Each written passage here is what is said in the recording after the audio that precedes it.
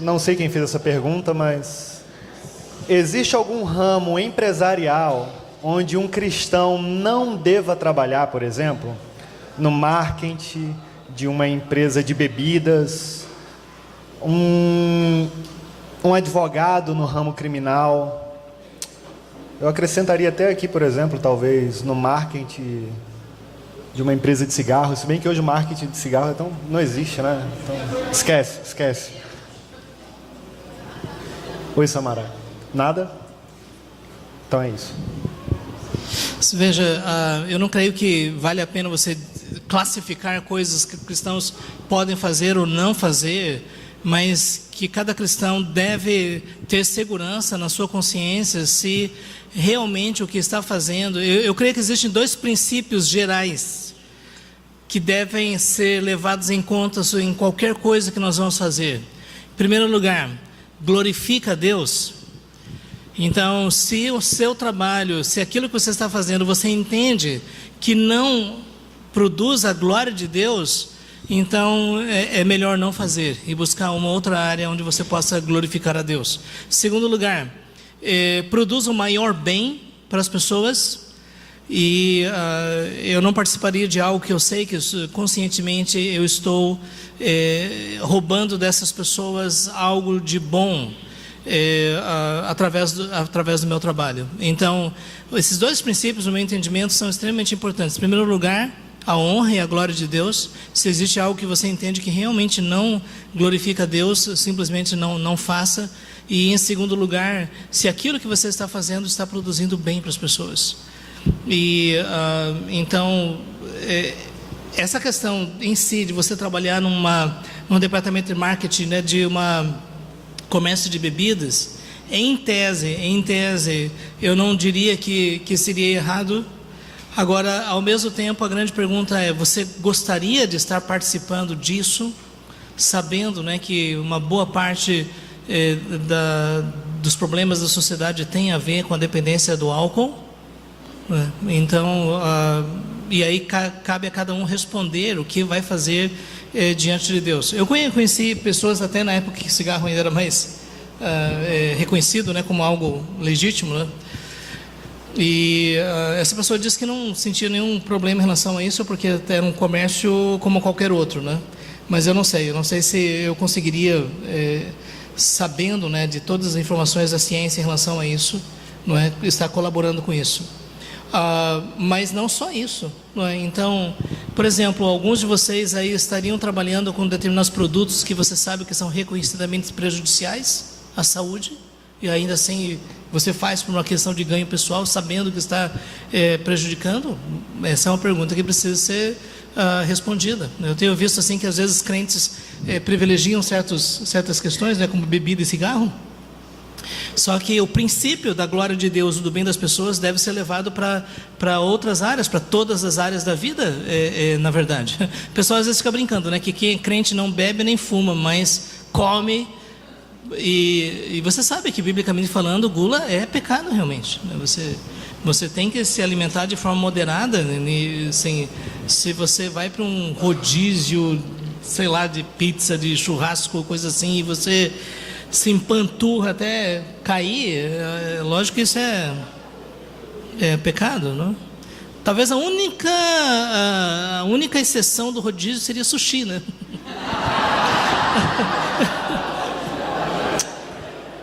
Amém. Alan, diga o seu nome, a cidade de onde está falando, objetivamente. Amém. Boa noite. Sendo alguém cristão e no seu trabalho ele lida com a pior tipo de pessoa que se pode lidar, por exemplo, traficantes de drogas, no caso de um policial, ou não sei, tá entendendo? Pessoas assim. Também não sei. Policial traficante ou policial ou traficante?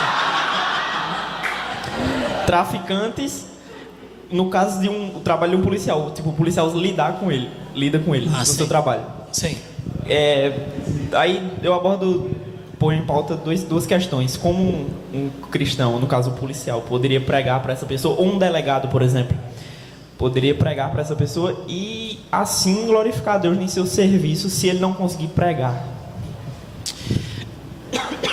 Eu tenho tido a oportunidade de conhecer diversos irmãos que trabalham na polícia militar e eu fico tão grato a Deus saber que existem servos de Deus realmente fiéis e que, não, em primeiro lugar, não se deixam corromper.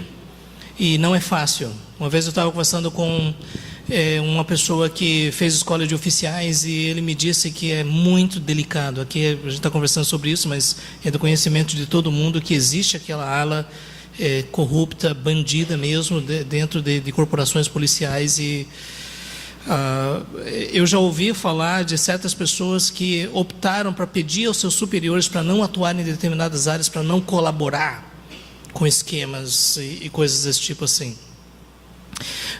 Isso só um parênteses, eu estava lembrando também de uma pessoa que trabalha na alfândega aqui em João Pessoa e que ela também pediu para não participar de certas atividades no Porto de Cabedelo, porque infelizmente o contrabando de mercadorias é uma coisa absurda, não é?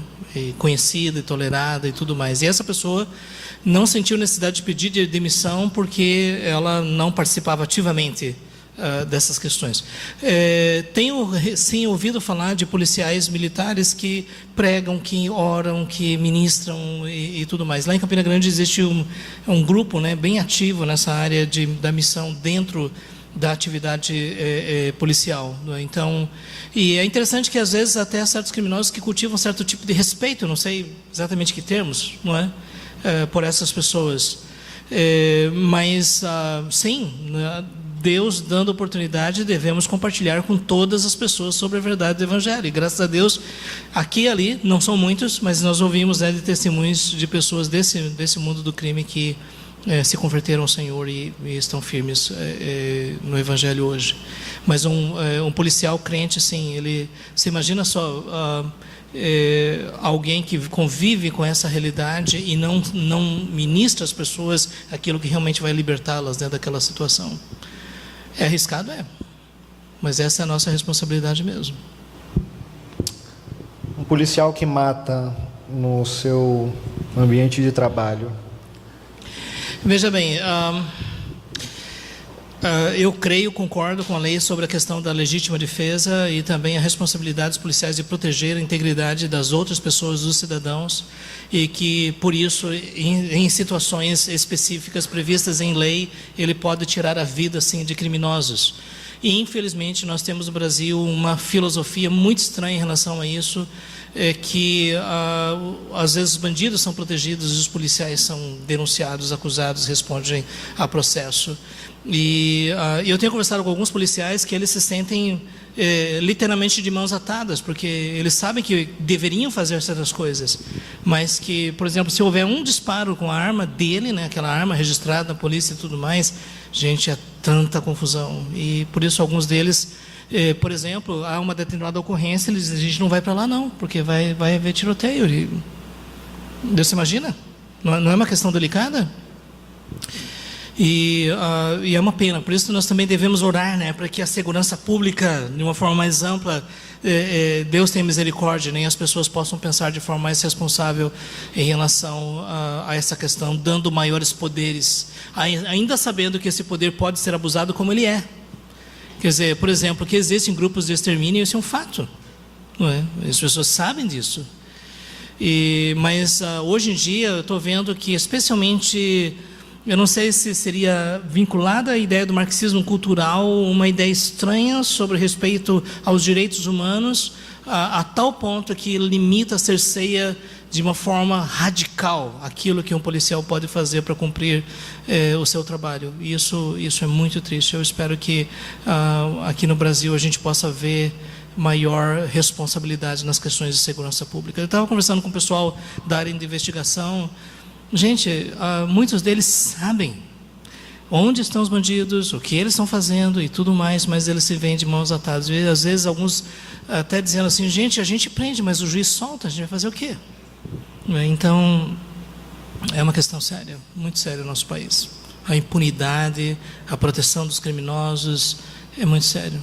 E eu não estou nem falando da questão da corrupção, somente dessa questão específica. Por isso que Um policial cristão precisa realmente da graça de Deus. Você vê os abusos como lá nos Estados Unidos, né, em relação à questão racial, né? Mas lá os policiais realmente têm muito mais autoridade para agir.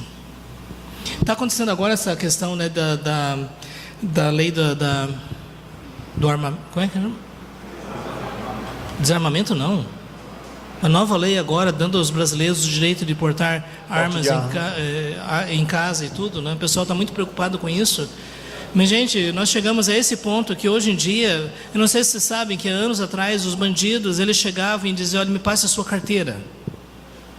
Somente isso, mas agora eles já chegam atirando. Então, numa situação como essa, eu creio que nós temos sim o direito de lutar pela preservação da nossa família e tudo mais, mesmo sabendo, né, que fazendo isso é possível sim que sejamos presos e condenados por usar o direito nosso. Eu estava vendo sobre a lei, alguém é da área de direito aqui, sobre a questão do que se configura como legítima defesa, porque eu ouvi dizer que às vezes a coisa é tão delicada que às vezes é melhor você nem tentar, porque você pode ser acusado, porque o pessoal... Sim, diga.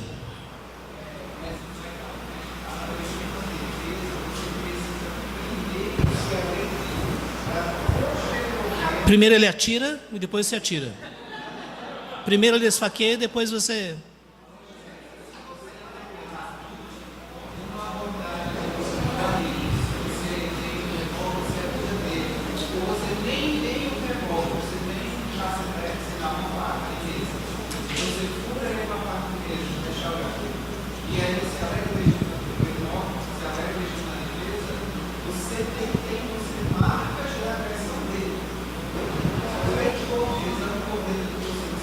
Ok.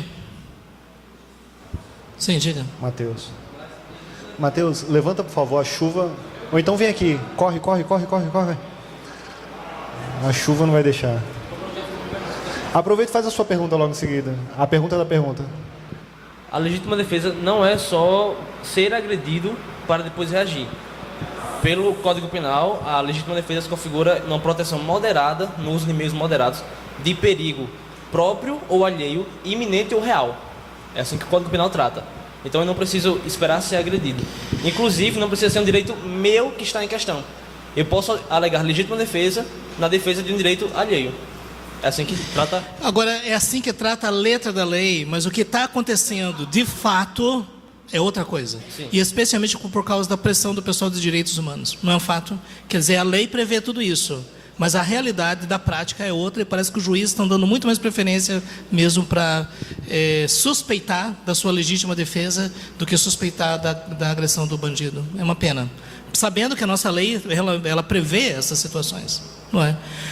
Por exemplo, se alguém entrar, em tese você teria, na sua casa, em tese você poderia atirar nele, se você tivesse uma arma devidamente registrada, não é? Só que hoje em dia, perigosíssimo, não é? Porque... Eu não sei não, vocês já pensaram em construir o quarto do pânico, não? Eita. Já pensou? Sim, mas você ia fazer uma pergunta? Pastor, duas perguntas. Primeiro, qual é a forma bíblica, não só de trabalhar, mas de usufruir dos frutos do trabalho? A questão do sucesso profissional e financeiro. Ok. E a segunda pergunta é, seria possível uma ponderação no devido caso? Por exemplo, como minha irmã falou aqui, um juiz da vara da família, que ele trabalha num país onde, digamos, a própria Constituição assegura o direito de qualquer indivíduo de ter uma união homoafetiva, um casamento, não só uma união. Um juiz cristão, nesta situação, que com a sua cosmovisão cristã, tem abençoado diversas famílias, com diversas outras áreas de atuação do direito de família, que não é só o casamento. Nesse caso, um juiz cristão, ele tem de absolutamente deixar a profissão de juiz, ou há como fazer uma ponderação entre o tanto de famílias que são abençoadas com a cosmovisão cristã por meio do direito, ou não há como fazer essa ponderação? Eu já ouvi falar de um caso concreto de um juiz, eu não tenho certeza se isso é um fato, não é? Mas ouvi falar de um juiz que pediu para que esses casos fossem encaminhados para outros juízes e não para ele, por uma questão de respeito pela consciência dele. Se é possível fazer isso, então é possível que o juiz continue exercendo a magistratura sem que tenha que ferir a sua consciência em relação a essa questão. Mas você tinha falado antes, né, sobre exercer a profissão... usufruir dos frutos assim, do trabalho, biblicamente. Gente, olha, aí está talvez uma das questões mais sérias. Deus realmente diz que nós podemos trabalhar e podemos usufruir do benefício do nosso trabalho, mas ao mesmo tempo que nós devemos ser mordomos, administradores daquilo que Deus nos deu. Então, esses dias mesmo eu estava me perguntando assim, por exemplo, alguém que ganha tão bem, pode comprar uma Ferrari de R$1 milhão para a glória de Deus? O que vocês acham? Como um cristão, ele está pensando a glória de Deus e o bem das pessoas. Não sei se você entende o que eu quero dizer. Algumas pessoas dizem, eu trabalhei, eu ganhei, então eu tenho o direito de fazer isso. E porque o princípio é, se não é a Ferrari, por que não pode ser um golzinho? Não entende? Mas aí eu creio que nós voltamos ao mesmo princípio. É que amar a Deus e amar ao próximo são os dois critérios para definir as nossas escolhas e as nossas decisões. Então, se uma pessoa ela consegue trabalhar e de forma honesta gerar riqueza, ela deve perguntar claramente, Senhor, como isso te agrada? E qual é o maior bem que eu posso fazer a partir daquilo que Deus tem me dado? E eu creio no princípio da proporcionalidade. No caso da oferta da viúva pobre, ela deu além da proporção, porque ela deu tudo que tinha. E isso foi agradável aos olhos de Deus. E me parece que aí nós temos um princípio. Vocês já imaginaram se cada um de nós começasse a refletir de forma mais clara e direta sobre como nós podemos administrar os recursos que Deus nos deu de tal forma que nós levamos a sério o bem das pessoas e do reino de Deus e da proclamação do Evangelho? Deixa eu só dar um exemplo em relação a isso. Gente, olha, uma coisa que eu gostaria de ver, mas até hoje não vejo, é um canal de televisão via satélite que possa alcançar aquelas casinhas do interior. Sabe aquelas casas de taipa que estão quase caindo? Lá chega tudo, todo tipo de lixo, mas não chega conteúdo de qualidade. Só que, humanamente falando, eu não vejo muitas esperanças, né, de que os evangélicos possam se mobilizar, porque um grupo só não tem condições. Mas de se mobilizar para poder fazer chegar, mas se cada pessoa tivesse uma visão em relação a isso, de investir, seria possível sim ter um canal centrado de evangelístico e tudo mais. Só um exemplo. Segundo, até onde eu sei, isso não existe, mas eu estava imaginando assim, um portal ou diversos superportais educacionais cristãos, na perspectiva da cosmovisão cristã, com educadores e profissionais que têm o seu mestrado, doutorado e pós-doutorado, mas que têm as suas convicções cristãs e que produzem material adequado às diversas faixas etárias, como uma alternativa para aquilo que as pessoas estão vendo nas escolas. Seria interessante? Sim, mas até hoje, assim, eu não vi uma coisa dessas acontecendo. É por isso que eu fico vendo. Isso me faz pensar que talvez muitas pessoas não estão dizendo, Senhor, qual é o máximo que eu posso fazer para o Senhor, mas qual é o mínimo para o resto ficar comigo. E isso é uma coisa que nos faz pensar. E é por isso que eu creio sim que essa é uma das grandes questões que nós precisamos responder. Senhor, o que eu estou fazendo te agrada? Eu estou atingindo o meu máximo potencial para a tua glória e para o bem das pessoas? Essa é uma pergunta que nós precisamos responder. E o que eu tenho receio, alguém tinha perguntado sobre o gari, né? O lixeiro, era no Face, né? Em publicação. Qual a diferença entre o pastor e o lixeiro, né? Eu diria que se um gari, por diversas razões, a habilidade dele é suficiente para isso, então ele deve fazer da melhor forma. Significa que se ele perceber que tem uma parte ali que está meio suja, ele vai ir lá limpar para a glória de Deus. Mas vamos supor que esse gari, Deus tenha dado a ele dons e talentos, habilidades muito maiores, mas por uma questão de preguiça ou de comodismo ou tudo mais, ele prefere trabalhar duro durante o dia, ficar assistindo televisão durante a noite e não se aperfeiçoar para exercer maior impacto na sociedade. Aí, no meu entendimento, ele está se omitindo em relação àquilo do bem que ele poderia fazer para as pessoas ao seu redor. Eu vi visto pessoas assim que dizem, não, mas tem essa área que não dá muito dinheiro. Essa talvez seja uma das grandes questões, né, de seguir determinadas vocações. Professor, por exemplo, não é? Hoje em dia, eu creio que bons professores eles podem ser valorizados no mercado de trabalho de uma forma ou de outra, não é? Mas é difícil você encontrar aqueles que realmente entendam que é uma vocação. Vez por outra eu tenho encontrado professores vocacionados e é algo muito especial. Sabe aquela paixão de fazer a diferença na vida dos alunos, seja no ensino fundamental, infantil, até a pós-graduação, de fazer a diferença na vida das pessoas? Isso é fantástico.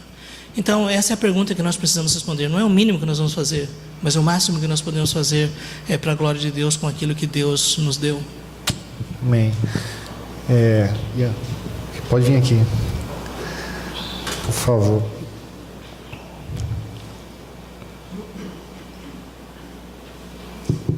Pastor, em relação ao chamado bivocacional, né, no sentido de que a gente já entende que em qualquer área que o cristão for trabalhar, ele tem que glorificar a Deus e tal. Mas no exemplo de um cristão que está cursando uma universidade, algum curso de direito, medicina, alguma coisa assim, e se sente atraído para o ministério para exercer a função de um pastor ou missionário de ir para fora, alguma coisa assim. Como agir diante dessa situação? Uma vez eu ouvi uma pessoa dizendo que ele não gosta do termo chamado bivocacional, porque dentro desse conceito parece que está embutido a ideia de trabalho secular e não secular. Então a grande pergunta é se um cristão ele deve exercer o seu ministério em duas áreas diferentes. Então, por exemplo, uma das coisas que eu tenho observado é que, por exemplo, na Bíblia, a maior parte dos presbíteros trabalhavam. Existiam alguns, a exceção que hoje virou a norma, mas a exceção era de que aqueles que se dedicavam mais, então eles tinham que ser mantidos pela igreja. Mas o próprio apóstolo Paulo, em situações missionárias mais delicadas, né, onde não havia realmente sustento, ele passava o dia inteiro construindo tendas. E alguém poderia chegar para eles: Paulo, você está fazendo uma violência ao plano de Deus. Como é que você pode, num tempo precioso desses, e você está costurando tenda aqui? Você não pode fazer isso. E o apóstolo Paulo disse: ninguém me tira essa honra, porque aquilo que eu estou produzindo está sendo para o meu sustento, o sustento da equipe, para nós proclamarmos o Evangelho. Então você percebe que Paulo não era um super crente, dizendo assim: eu determino agora, né, que veio o meu sustento, né, e coisas assim. E outra coisa que me chama a atenção é que quando você tem uma visão mais clara a respeito do que é a igreja, é bom lembrar que aqueles que foram chamados, por exemplo, para exercer o presbiterato, no meu entendimento, esse é o único pastor, presbítero, a mesma coisa, biblicamente falando. Se Deus chamou você para isso, você pode, a partir do momento em que há uma pluralidade de ministros, então isso pode ser compartilhado. Na igreja primitiva, possivelmente as igrejas não eram maiores do que 30, 40 pessoas, se elas se reuniam nas casas. Eu não sei se havia catacumbas que eram grandes o suficiente para ter uma reunião maior de membros das igrejas. E dentro dessa realidade havia 3, 4 pessoas que eram reconhecidas como pessoas maduras e conhecedoras da palavra, com dons e habilidade e poder do Espírito Santo para edificar o grupo. Então, é por isso que hoje essa ideia de ter uma pessoa para 100 pessoas, uma pessoa para 200 pessoas, no meu entendimento, biblicamente falando, não tem base. É importante que dentro do grupo haja pessoas. E é por isso que, se existe esse foi chamado para equipar outros. Você entende? Para que possam exercer a função do ensino, do aconselhamento, do pastoreio, da orientação. Efésios capítulo 4, equipando os santos para o desempenho do seu serviço. Nessa perspectiva, você pode ter pode fazer parte de uma comunidade crescente e ao mesmo tempo onde todas as pessoas de fato sejam assistidas. E se isso acontece, significa que uma pessoa ela pode ter uma atividade profissional ou outra e não comprometer a saúde do corpo. Só para dizer uma coisa, segura aqui o microfone, só para fazer uma coisa aqui. Eu não acredito nisso, mas nisso. Entende o que eu quero dizer? Não? Porque eu não creio que um trabalho ele deve ser construído nessa base de um só líder, mas de diversos, a partir dos seus dons e ministérios. Porque a partir daí, se um cai fora, A estrutura, ela permanece sustentada. Mas se só baseando aqui e esse cai fora, o colapso acontece. E é por isso que eu creio que um tempo melhor investido é no desenvolvimento de líderes para o exercício do ministério. E a partir daí, um pastor ele pode ter um trabalho até de 8 horas por dia e ele pode exercer muito bem as suas funções. Mas se a comunidade tiver a ideia de que ele tem que fazer tudo... Eu me lembro que quando eu era pastor em uma determinada igreja, a igreja na época tinha mais ou menos 650 membros. E eu estava conversando com um dos presbíteros dizendo assim: olha, o pessoal espera que eu dê assistência pastoral aos 650. E eu imaginei que ele ia dizer: pastor, claro que não, nem tem como, isso não é viável. Como é que o pastor vai dar assistência espiritual a 650 pessoas? Só que ele olhou para mim e disse: é isso mesmo, pastor.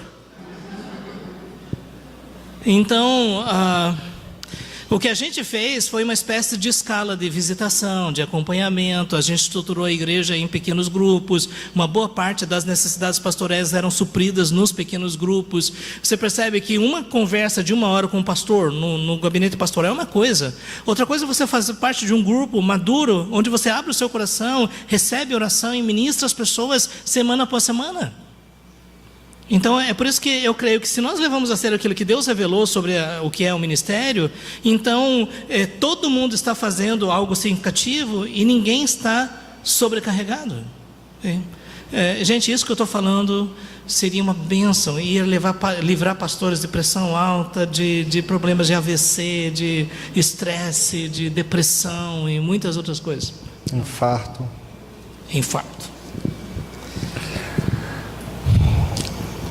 A gente estava comentando antes de iniciar o Café com Palavra sobre uma matéria que eu vi, que é compartilhada nesse livro, O Modelo Social do Antigo Testamento. O livro começa dizendo sobre Dallas, que na época era a cidade mais evangelizada a cidade mais cristã dos Estados Unidos, onde tinha maior concentração de evangélicos dentro de igrejas. E, em contrapartida, também era a cidade com o maior índice de criminalidade, de tráfico de drogas nos Estados Unidos na época. E aí a mídia caiu em cima das igrejas evangélicas e fizeram uma matéria entrevistando os pastores mais relevantes de Dallas e perguntaram qual o posicionamento deles, o que eles poderiam responder para a sociedade quanto a essas estatísticas exorbitantes. E foi comum entre todos falarem da seguinte maneira, cada um com suas palavras, mas dizendo assim: eu sou um líder espiritual, isso não diz respeito a mim, ao meu trabalho. Veja, aí está a ideia, inclusive realmente existe o chamado Bible Belt no sul dos Estados Unidos, né, desde ali do Texas, né, passando ali por Mississippi, Georgia, Alabama, Flórida, não é? E que o número de igrejas ali é imenso. Mas o Bible Belt é formado de muitas igrejas tradicionais que podem ser parecidas com o que nós temos aqui no Brasil em termos de catolicismo. Não sei se você entende. Pessoas que frequentam as igrejas tradicionalmente, mas que não têm clareza em relação às verdades do Evangelho. Agora, uma coisa que eu posso dizer é que em cada uma dessas cidades existem igrejas que têm uma visão correta em relação a isso. Para mim, por exemplo, a igreja de Matt Chandler, em Houston, Texas, é uma igreja que compreendeu isso. Não é? E que os membros da igreja estão atuando nas mais diversas áreas da sociedade. É uma igreja voltada para a cidade. Né? Então, e aí está talvez uma grande questão, né? Sabe, da igreja se perceber não como um lugar onde ela se reúne para si, mas onde ela se fortalece para fora. E que tenha condições de fazer, ainda que poucas coisas, mas que sejam significativas. Não é? E talvez aí está o grande problema. Aquela região toda do sul dos Estados Unidos tinha aquela visão meio dispensacionalista. Você entende? Jesus está voltando, não é? A gente tem que se santificar para esperar a volta de Jesus, mas que não tinham muitas expectativas de fazer algo diferente pela sociedade. Então eu diria assim que vocês já pararam para pensar na possibilidade, por exemplo, desse grupo que está aqui, se cada um de vocês aceitasse o desafio de levar o compromisso da grande comissão e do que significa ser discípulo no lugar onde você colocou, já haveria uma transformação significativa. Então, isso nos mostra, né, que muitas vezes pessoas que se dizem evangélicas, elas não conseguem fazer a ponte com aquilo que eles estão fazendo, seja nos tribunais de justiça, nos hospitais, nas empresas, nas repartições públicas, e por causa disso não existe um impacto significativo. E outra coisa mais séria é quando os cristãos eles são engolidos pelo sistema e começam a fazer parte do sistema. Deixa eu dizer uma coisa aqui sobre cidades do interior. Eu tenho andado por aí e eu tenho constatado duas coisas. Primeiro, em praticamente todas elas existem escândalos morais de líderes evangélicos, praticamente todas. Sim. Na verdade, eu me lembro de ter ido a uma cidade onde eu não tenho ouvido pelo menos uma história de pastores adúlteros, ladrões e assim por diante. Então, você pode imaginar o que significa ir para uma cidade para pregar o evangelho quando aquela cidade já foi inoculada contra a ideia do evangelho. Essa é a primeira questão. Segundo, em uma parte significativa das cidades do interior, os pastores, eles são cabos eleitorais que, em troca de benefícios, eles fecham o curral. Você entendeu o que eu quero dizer? Aqui você vai ter 2.000, aqui você vai ter 5.000 votos. E depois, como uma espécie de valor, eles vão negociar que bem eles podem tirar disso. Uma vez eu conversei com um pastor numa cidade interior sobre isso, e ele me disse assim, por quê? Porque uma boa parte do sustento das pessoas na cidade interior, uma vez eu cheguei numa cidade, numa prefeitura, e eu disse, tem quantos funcionários aqui? A cidade tinha 5.000 e tantos, 400 funcionários. Você pode entender o que eu quero dizer? E a maior parte dos funcionários não estavam trabalhando efetivamente, mas eles recebiam dinheiro do governo. A outra coisa é que muitas verbas que são dotadas para projetos de desenvolvimento e crescimento da cidade são pulverizadas em termos de favorecimento político para as pessoas que participam de campanha e tudo mais. E que muitas vezes os agentes de tudo isso são líderes, às vezes pastores nas cidades do interior. E eu conversei com um dos pastores, ele me disse, pastor, se você mexer nisso, não sobra ninguém. Não sei se você entende como isso é trágico, porque a partir daí, qualquer pessoa que for tentar evangelizar aquela cidade, vai ter que confrontar esse sistema. Vocês acham que as pessoas do sistema vão gostar de chegar alguém dizendo, olha, se você está recebendo dinheiro do governo sem trabalhar, peça demissão imediatamente. E o meu sustento? Trabalhe. Aí o pessoal diz, não, mas é que aqui não tem oportunidade de trabalho. Gente, só uma informação para vocês aqui. Eu passei aqui pertinho do Sebrae, né? Não sei se vocês sabem, esporadicamente eu dou palestras pelo Sebrae. Entende? E sabe uma coisa que eu fico vendo? Onde tem gente, você pode ter trabalho. Sabe? E eu conheci, por exemplo, o especialista em batata frita de uma cidadezinha do interior. Gente, ele monopolizou o mercado. E sabe por quê? Ele descobriu a batata certa, o jeito de fritar, entende? E o fornecedor e as coisas, e o preço certo, monopolizou. E todo mundo diz, aqui é a melhor que tem na cidade. Então você entende, enquanto tem pessoas que ficam lamentando, atrasou o dinheiro da prefeitura, isso e aquilo, tem outros que estão lutando. Olha, eu confesso para vocês assim, que eu creio que eu sou mais abençoado por dar palestra para essas pessoas, porque eles me contam as histórias de luta, você entende, de perseverança, sabe, não deu certo, perderam tudo, voltaram e reconstruíram. É muito especial. Então, voltando à questão do trabalho, Deus não é glorificado por parasitismo. Entende o que eu quero dizer? Pessoas que se dizem crentes, mas que se tornam parasitas do governo e estão colocando na sua mesa comida do dinheiro sofrido dos impostos. Isso é um crime. E é por isso que, se você quer glorificar a Deus, não faça isso. Uma vez, aqui em João Pessoa, uma pessoa chegou para mim e disse, pastor, veja, é o seguinte, eu sou assessor de um deputado, eu recebo, mas não trabalho. O que o pastor acha disso? Gente, o que eu devia dizer para ele? Hein? Não, eu devia dizer, toma posse, meu irmão. Deus entrou com providência. Não é? Mas eu disse para ele, você está roubando, você está colocando no seu bolso dinheiro que não é seu. Mas se você souber o número de pessoas que estão envolvidas com isso, é uma coisa assustadora. Como é que eu cheguei a esse ponto mesmo? Então, Amém. Alguém tem mais alguma pergunta? Kalel, pode ir lá, Kalel.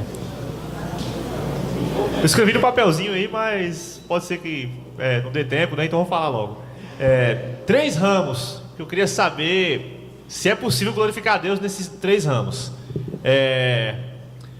No mundo dos artistas famosos, que há muita vaidade, o cara deve sair de lá ou devia, digamos, continuar lá, tentar ser sal e luz, digamos, lá na Rede Globo ou no SBT.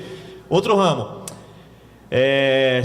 não é o caso muito do Brasil, né? Mas se eu sou um militar num período de guerra, possivelmente o mundo ocidental vai entrar em guerra com o Estado Islâmico. Eu estou lá no Estado Islâmico, lá, eu sou pago para matar pessoas. Como ser cristão durante uma guerra, né? O terceiro ramo é se eu trabalho para uma multinacional como a Nike, digamos, que utiliza trabalho escravo na China. E o meu emprego depende de eu fazer a empresa lucrar.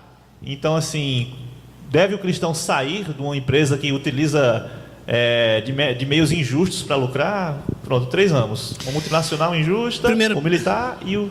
Primeiro lugar, a Nike. Novamente vem a mesma pergunta. Você, como cristão, deve fazer aquilo que se dá paz com a sua consciência. Se realmente você entende que você está colaborando com um sistema injusto que gera muito sofrimento, como, por exemplo, pessoas que trabalham em joalherias com os diamantes que vêm dos países africanos e coisas assim, não é? Eu, como cristão, eu diria, como eu posso colaborar com isso? Ok? Segundo lugar, você falou sobre guerra, não é? Gente, a Bíblia parece que prevê tanto no Velho quanto no Novo Testamento que existem situações em que o cristão ele vai participar realmente. E como falar sobre uma guerra justa, não é? Eu fico me lembrando que a guerra civil lá dos Estados Unidos, eu tive a oportunidade de visitar um museu do lado do rio do Mississippi, numa cidade chamada Vicksburg, e era muito difícil de você ver que dos dois lados tinham crentes evangélicos, batistas, presbiterianos e tudo mais, eles se colocavam um na frente do outro e abriam fogo. Quer dizer, hoje em dia já não existe mais esse sistema. Mas você entende assim que quando você estava na primeira fila, era quase certo que você ia morrer. E que dos dois lados eles tinham pastores, reverendos orando e Senhor nos abençoa e tudo mais, e iam para a guerra, não é? E até hoje é discutido, não é, o mérito, não é? Mas quando nós paramos para pensar realmente que a escravidão havia se tornado um sistema extremamente injusto de opressão de uma raça inteira, essas são umas questões, né, que devem ser debatidas. Bom, então, quanto a isso, depois vocês podem ler e pesquisar um pouquinho mais. Existe quase que um consenso entre os estudiosos da ética cristã de que existe aquilo que é chamado de guerra justa. E que se você estiver numa guerra e matar a outra pessoa dentro de uma guerra justa, você está cumprindo o seu dever como cidadão. E é lógico que em tese, isso é interessante, mas eu acho que quando você estiver frente a frente com uma pessoa e você vai apertar o gatilho e você sabe que não é uma coisa bonita, e mesmo assim você tem que decidir. A guerra civil que aconteceu na Inglaterra no século XVII, entre o parlamento e os soldados reais do rei, aquilo ali foi uma coisa terrível, não é?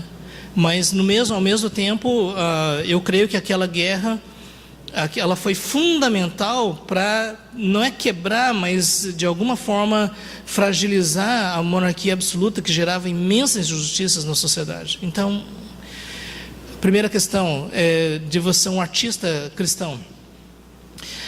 Não sei, parece que nos Estados Unidos é mais fácil isso. Quem já ouviu falar de Jim Caviezel? Quem sabe quem é Jim Caviezel? Ele fez o Jesus no filme Paixão de Cristo, do Mel Gibson. Evangelizou Mel Gibson no set de filmagem. Um batista, um crente batista. Eu não sei quantos de vocês já assistiram um seriado chamado Person of Interest, mas como é que chama em português? Como é que chama? Aquele super sistema de computador que vigia todo mundo e... Não? É Person of Interest mesmo, né? E então, Quando eu olho, eu gosto demais desse seriado, acho fantástico, muito inteligente. Agora, eu confesso que eu fico vendo assim, puxa, irmão Caviezel, você não sei, sabe? Mas quem quiser, procure no YouTube, tem um testemunho dele, né, como crente em Jesus. E na verdade você pode procurar que existem alguns que parece que conseguem manter um testemunho consistente. Você sabe que esse meio, a fofoca e o escândalo é uma coisa que gera solto, e que parece que eles conseguem manter um certo nível de consistência, não é? Quanto à Rede Globo, não sei. Mas eu já ouvi falar, tive contato com pessoas que trabalharam dentro da Rede Globo, diz que realmente o ambiente é bastante corrupto e promíscuo em diversos aspectos, mas que há pessoas crentes, sim, que trabalham na Rede Globo. Eu não sei como atores, mas na empresa, não é? De forma geral, mesmo sabendo que é uma empresa que promove o espiritismo e essas coisas todas de forma consciente, né? Parece que Denzel Washington também. Agora, Denzel Washington para mim é mais difícil, realmente. Ok, então. Mais alguma pergunta? Não? Ok. Tom Marshall, ele fez uma pesquisa e no seu estudo ele disse que aproximadamente 20% dos cristãos são chamados de fato para o ministério eclesiástico, enquanto os restantes 80% são cristãos que exercem áreas diferentes na sociedade, né? Acho que a gente não vê tanto isso aqui na nossa igreja, mas talvez o meio cristão ainda tenha essa dificuldade. Eu não sei, Deus me chamou para quê? Não sei se Deus me chamou. Eu não sei cantar, eu não sei pregar, eu não sei evangelizar, eu não sei fazer nada. Eu não sei para que Gente, Deus olha, me chamou. primeira questão, né? Sobre o ministério eclesiástico. Quando você diz ministério eclesiástico, são atividades ministeriais na igreja, não, ou ser pastor e... Pastor. Acho que 20% é um nível muito... Pastor e missionário, transcultural, ele fez essa classificação. Não sei qual é a igreja que ele pesquisou, não, porque essa não é a realidade, de forma geral. Existem algumas pesquisas, inclusive de George Barna, não é que eu não concordo com algumas visões teológicas dele, mas um dos maiores pesquisadores do mundo evangélico. Estatísticas chegam a mostrar que de cada 100 crentes em igrejas conservadoras, batistas, presbiterianas, congregacionais e tudo mais, o nível de compromisso é mais ou menos de 3%. 3 a 5%. E que de cada 100 pessoas, pelo menos 95 só querem frequentar os cultos, mas não querem envolvimento, engajamento em evangelismo, discipulado, exercício de dons e tudo mais. O que vocês acham? Essa estatística está muito exagerada? Aí? Eu tenho conversado com muitos líderes e pastores, pastor, infelizmente não. Aí, gente, deixa eu só dizer uma coisa. Nós temos quantos missionários aqui mesmo, só para saber? Agora ficou mais claro, né? Olha, gente, deixa eu dizer uma coisa. Como é que eu sei qual é o meu dom? E que pode ser usado tanto no contexto da vida da igreja, como também pode ser usado fora. Uma vez eu conversei com uma educadora, o trabalho dela é treinar professoras para alfabetizar crianças no método fonético. Alguém da área, sabe? E eu acho muito interessante a proposta, não é? E ela um dia veio conversar comigo dizendo: pastor, olha, eu queria tanto participar mais das atividades da igreja, mas eu tenho essa atividade, não é? Aí eu reúno com as minhas professoras, eu evangelizo, tem algumas que já se converteram, a gente compartilha o evangelho com as crianças, mas eu sinto que eu não tenho tempo para dedicar para a igreja. Mas vocês entendem que ela estava fazendo a obra missionária mais do que a maior parte das pessoas que estavam sentadas no banco de igreja. E eu disse: minha irmã, fique tranquila, porque você está realizando a obra missionária. E então, mas como identificar, né, qual é a minha área de atuação? E, gente, eu só quero sugerir algumas coisas aqui. Em primeiro lugar, certifique-se que você é salvo. Okay, em primeiro lugar. Eu estou dizendo isso porque George Barna também fez uma pesquisa, não sei se está certo ou não está, mas ele disse que em igrejas conservadoras, pelo menos metade das pessoas não sabe o que é o novo nascimento, não sabe o que é a justificação pela fé, não sabe o que é se arrepender dos seus pecados e colocar sua confiança em Jesus como seu Senhor e Salvador. Se isso é um fato, então o campo missionário está dentro da igreja. E eu tenho dito isso, gente. A melhor forma de você evangelizar é começar a evangelizar o seu irmão. Entende? Mas se você quiser evangelizar, certifique-se que você já é salvo. E se você não for, então você vá para a presença de Deus até que você tenha essa segurança no seu coração. Essa é a primeira questão. Por quê? Porque só produz vida quem está vivo. Se não há uma experiência viva com o Espírito Santo, você não pode esperar das pessoas outra coisa. Segundo lugar, certifique-se que você está usando os meios que Deus estabeleceu para o seu crescimento espiritual. Tem uma frase de John Stott que diz assim: os crentes semeiam para a carne e esperam colher santidade. Então, se você está investindo em coisas que não estão edificando e fortalecendo a sua vida, como você quer frutificar? Terceiro lugar, quanto à questão dos seus dons, ore ao Senhor e trabalhe. O que eu quero dizer é o seguinte: aceite todo tipo de convite. Viagem missionária, bora. Pequeno grupo, vamos. Crianças também, Deus me livre. Envolva-se. Sabe por quê? Vai chegar um momento que, se você é nascido de novo, o Espírito Santo vai tocar o sinal e vai haver a conexão, e você vai dizer: é isso. Eu costumo dizer que quando você se voluntaria para servir de alguma forma, em algum momento você vai começar a tocar as coisas e elas vão virar ouro. Não literalmente, viu? Mas, vocês entendem o que eu quero dizer? Você está envolvido em certas coisas. Por exemplo, no pequeno grupo você começa a compartilhar e você descobre que as pessoas são abençoadas com aquilo que você diz da palavra de Deus. É possível que Deus tenha chamado você para o dom de ensino. Tem outras pessoas que procuram você: olha, eu estou passando essa luta tão grande, queria conversar com você. Porque eu não sei, eu senti algo, mas vamos conversar. E é possível que Deus tenha chamado você para aconselhar. Você entende? Existem pessoas que dizem assim: está tudo tão desorganizado. É possível que Deus tenha chamado você para administrar, para colocar as coisas nos seus devidos lugares, não é? Há pessoas que dizem: alguém tem que fazer uma coisa por essas crianças. É você mesmo, vai lá, sabe, envolva-se. Tem pessoas que dizem: gente, alguém tem que começar um ministério de capelania, tem que ir lá visitar os... Por que você não considera isso? E busca treinamento e aperfeiçoamento nessa área. E a mesma coisa em relação à sua vida profissional. O pessoal fica perguntando assim: mas eu vou escolher qual profissão? Como é que você escolhe qual é a profissão? Deixa eu só perguntar uma coisa para você: qual é a sua paixão?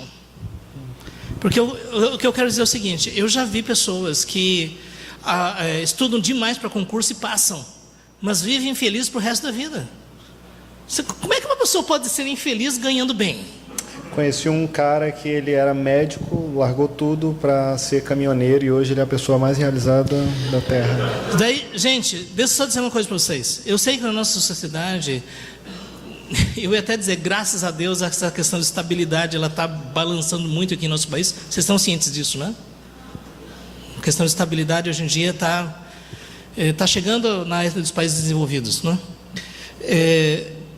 Mas significa que você vai ter que trabalhar e produzir. Eu estava dizendo assim: gente, olha, se você foi chamado para ser um empreendedor, você entende? Se o seu desejo é montar um negócio, é chamar pessoas e fazer acontecer algo, você entende? E você diz: não, mas eu vou fazer um concurso para simplesmente trabalhar em escritório. Gente, eu vou dizer, você vai ser infeliz. Eu já vi pessoas assim que queriam desenvolver ministério voltado para a parte de esporte, sabe? De entrar numa comunidade, montar uma turminha de futebol e acompanhar e pregar o evangelho e coisas assim. Já aconteceu alguma vez que você está em casa e de repente começa a surgir algumas ideias na sua cabeça e aí você diz: não, eu vou colocar o pé no chão, vou ser realista. Pode ser que o Espírito Santo esteja falando com você. E se ele estiver falando... Gente, aqui é uma igreja presbiteriana, né? Mas, tudo bem.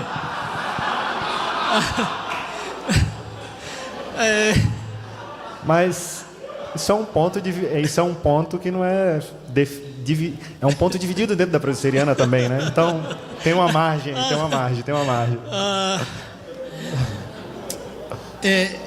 Outra coisa, quais são as necessidades que mais incomodam você? Sabe, quando você diz: alguém tem que fazer alguma coisa sobre isso, é possível que Deus esteja chamando você para ser resposta a isso. Outra questão, que tipo de matéria você atrai como imã. Não sei se você entende o que eu quero dizer. Tipo de pessoas chegam perto de você, o que as pessoas reconhecem que você faz bem. Existem aquelas pessoas que são tão quietinho, elas são tão tímidas e tudo mais, mas quando alguém vai conversar, abre a boca, é sabedoria, é graça, e as pessoas são edificadas. Dessa uma coisa, existem pessoas introvertidas, mas no geral pessoas introvertidas são aquelas que mais pensam, mais refletem, e quando tem alguma coisa para dizer, é alguma coisa significativa. Verdade. Já quem fala pelos cotovelos, a gente fala tanta coisa, tanta besteira também, não é? É porque verdade. nem sempre foi pensado.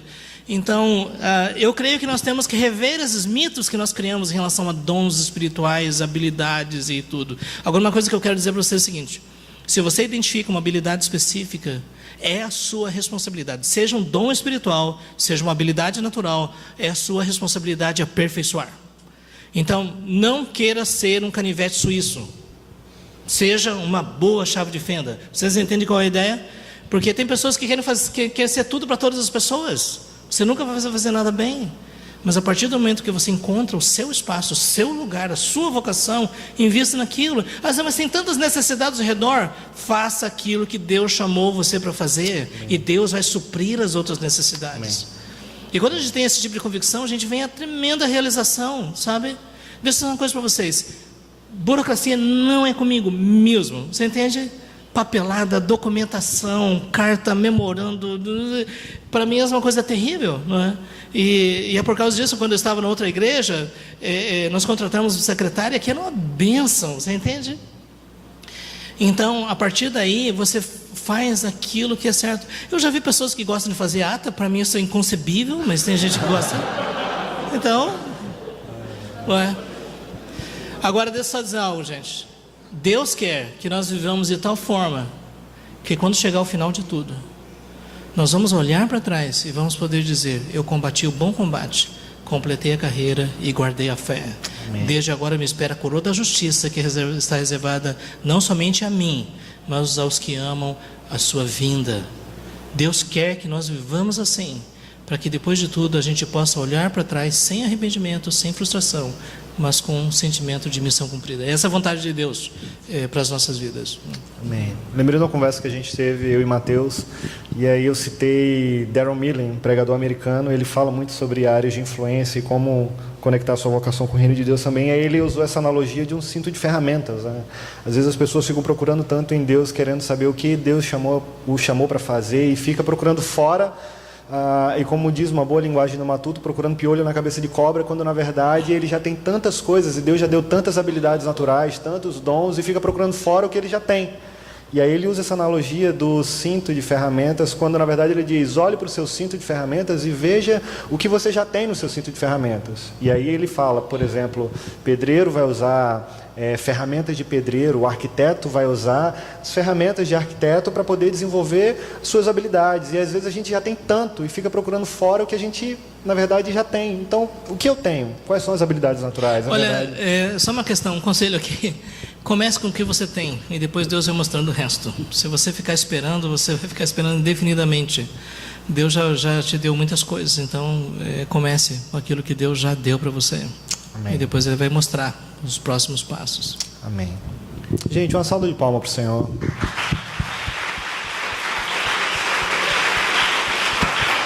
Glória a Deus por tudo que a gente ouviu, as perguntas que fizemos. Pastor, obrigado pela disponibilidade de vir de Campina Grande para cá, e você é sempre bem-vindo, tá? No nosso meio. Deus abençoe. Gente, vamos ficar de pé? A gente vai encerrar.